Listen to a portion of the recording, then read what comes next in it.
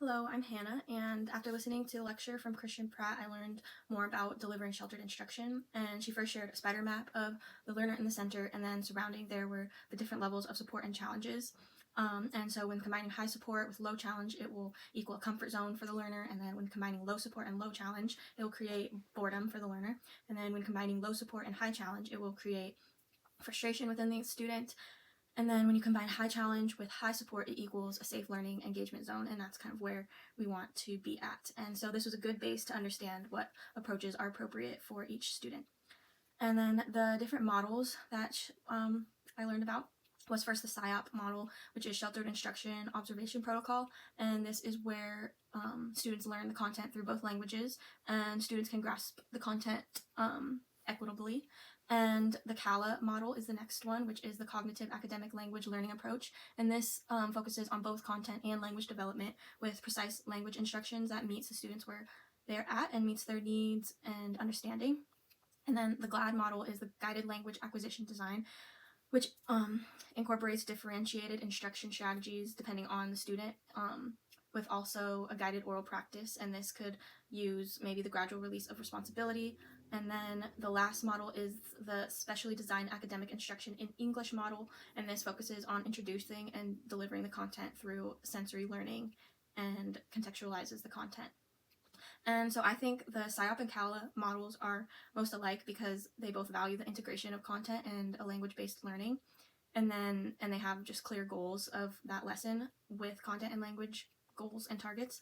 And then the GLAD and SDAIE models are pretty different from one another because the GLAD model is guiding students' language usage and gives them tasks to orally communicate, while the SDAIE model focuses on teaching concepts solely in English so students can eventually acquire the English language in a more natural way.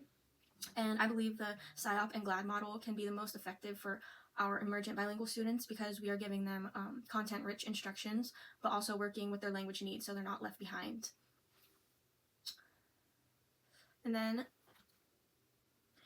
to answer the next question, I see scaffolding as a strategy used by teachers to support their students in completing academic assignments. And as students are supported, they're able to make sense of their task and while building confidence in the skill they are practicing. And once the teacher notices improvement, there's the gradual release of responsibility, and students will be able to complete the task on their own or with their peers independently.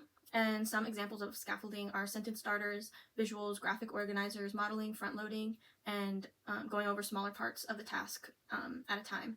And then scaffolding supports equity by meeting students where they're at and making sure there is language and academic support. And this also makes sure students can participate no matter what their proficiency level, while giving them full access to meaningful academic material. And I think that there's equity there because they are able to have content that's not watered down or simplified. And then a language dive can support access to content in a meaningful way by breaking down the larger parts of a reading into smaller parts. And these parts could be like finding a sentence that supports the main idea and then constructing it, like focusing on vocab or each language function. And to deconstruct the smaller sentences, students can look for like punctuation and grammar and the structure of the actual sentence. And then students then will discuss their findings with peers and then reconstruct their ideas into their own. And this way, students can practice reiterating their thoughts and speaking their ideas out loud. And then part 2 for this assignment, the scaffolding techniques I will use with multilingual learners are to provide sentence frames, because this way they're able to see what a proper sentence looks like and can focus on filling in the vocabulary and understanding the content rather than word orders and where like that should go. And then I also want to use word banks and charts for students to refer back to when they become stuck or feel like they are just reusing words that they already know, and they might want to try a new one out and use that more frequently. And another scaffold I think is important is to use visuals and real life memorabilia, and this way it's just a more memorable thing that students can visualize for each concept. And those are just a few of many scaffolding strategies I want to incorporate into my daily class. And then I have not had any sheltered instruction training besides the ESOL courses that I'm in and have been taking. So it's nice to have this information to better understand how I can support my future bilingual students. And I'm an English speaker, and it has been difficult for me to acquire another language, such as Spanish, that I've taken in high school and have tried to have go on apps and learn a little bit, but it's just kind of difficult to remember some things, and word orders and just different things is kind of hard to grasp.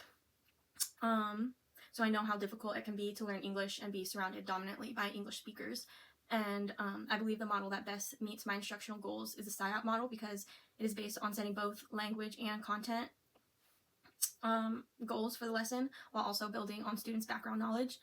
And it allows me to adjust my language proficiency without watering down the content. And it'll be good for student interactions, as there will be ample time for think pair shares or small group collaborations where students can communicate their ideas out loud, and also adjust their ideas when hearing their peers' ideas.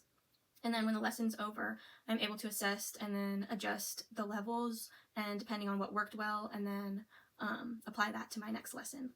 Thank you.